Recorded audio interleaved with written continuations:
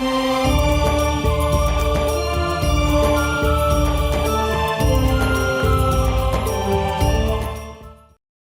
बताते हैं कि मुर्दों से ती प्रीत लगावे, ना जाने सतगुरु मेरे नु। जिंदा सतगुरु आपका मिल रहा है उसको नहीं पहचानते। फिर क्या बताते हैं, ये जो नकली संत के वहां प्रकाश ही प्रकाश है, चेतन ही चेतन है, वहां कुछ भी नहीं है सतलोक में। उसके विषय में क्या बताते हैं, आंखों देखा संत श्वेत छतर सिर मुकुट विराज, देखत ना उस चेहरे नु। उस परमात्मा का जो सिंहासन पर विराजमान है सतलोक के तीसरे पृष्ठ पे, उसके सिर पे मुकुट है, श्वेत छत्र है, ऊपर छत्र, श्वेत छत्र सिर मुकुट विराज है, और देखत ना उस चेहरे नु। ऊंची थलियां खेती बो ये भूल रहे निज डेरे नु। ये जो वाणी गरीबदास साहिब जी ने बोली थी, उस समय सिंचाई साधन नहीं थे। वर्षा हो जाती तो कुछ दाने कनक हो जाती थी। तो क्या बताया है कि जैसे ऊंची थलियों के ऊपर किसी ने बीज रखा हो, वर्षा होगी, बीज दिया, फिर वर्षा हुई नहीं तो कुछ नहीं होता दाना उसमें।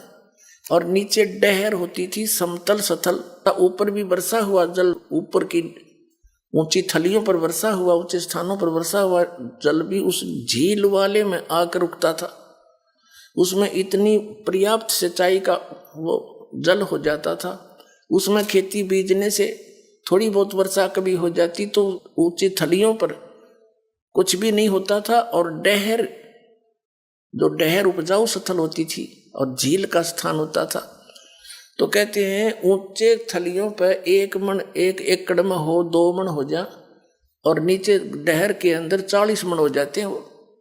तो एक सिंपल वे से समझाने का तरीका कि जिन साधनाओं को तुम अपनाए बैठे हो, ये तो ऊंची थलियों पर खेती किए बैठे हो, भूखे मरोगे, कंगाल हो जाओगे। और भूल गए निज डेरे नु, अपने खास डेर को भूल गए, यानी परम अक्षर ब्रह्म पूर्ण परमात्मा सत्य पुरुष, उस परमात्मा को भूल गए। ये गलत साधना करके, गलत नाम जाप करके अपना जीवन नाश कर रहे हो। फिर क्या बताते हैं, ये संसार समझदा नहीं, कहंदा श्याम दोपहरे नु। ये संसार समझदा नहीं, कहंदा श्याम दोपहरे नु। गरीब दास ये वक्त जात है, रोगे इस पैरे नु। गरीब दास ये वक्त जात है, रोगे इस पैरे। आदरणीय गरीबदास साहिब जी कह रहे हैं कि ये संसार समझदा नाही, कहंदा श्याम दोपहरे नु। अब तुम इस काल की पूजा कर रहे हो और इससे कोई लाभ आपको प्राप्त नहीं। आप, ऐसी स्थिति है आपकी कि कहंदा श्याम दोपहरे नु। इतना कष्ट है इन साधनाओं के करते करते, और फिर भी क्या कहते हैं, जैसे कोई रिश्तेदार रिलेटिव और हॉस्पिटल में मिल जाते हैं, और दोनों किस लिए जा रहे हैं, किसी का बेटा बीमार, किसी की बेटी, या किसी की पत्नी, या खुद दुखी, तो वहां भी मिलते हैं। तो क्या कहते हैं, हेलो क्या हाल है, अब ठीक ठाक, मौज हो रही है, हॉस्पिटल में मौज है, दोनों दुखी। फिर कोर्ट में मिल जाते हैं, कचहरियों में, और वहां भी हैंडशेक करते हैं और सुनाओ क्या हाल है, अब ठीक है, मौज हो रही है। कोर्ट में मौज का के काम सारे घी धीरे वहां पर। तो हमने ये मौज कर्ण की, हमारे पास वास्तव में वो सुख है नहीं। आपकी यहाँ पर इस काल के लोक में ऐसी स्थिति है जिसको तुम इस झूठे सुख को सुख है ये मान रहा मनमोद। ये सकल च बीना काल का, कुछ मुख में कुछ बोध। आज सर्व संपन्न दिखाई देता है, और कल ना जाने उस परिवार पर क्या बिजली गिर जा, 1 सदस्य मर जा, 2 मर जा, परिवार नाश हो जा। यहाँ के राजा और महाराजा 1 मिनट में खत्म हो जाते हैं। जैसे पोलैंड देश का एक पूरा कैबिनेट, पूरे मंत्री 95 क्षणों में एक जहाज में बैठे जाते किसी मरे की शोक व्यक्त करने के लिए, और वो एक्सीडेंट हो गया, वो सारे खत्म हो गए। बता, प्रधानमंत्री तो ज्यादा सुखी आप नहीं हो गए और उसकी अब रेनमेट एक सेकंड का नहीं भरोसा।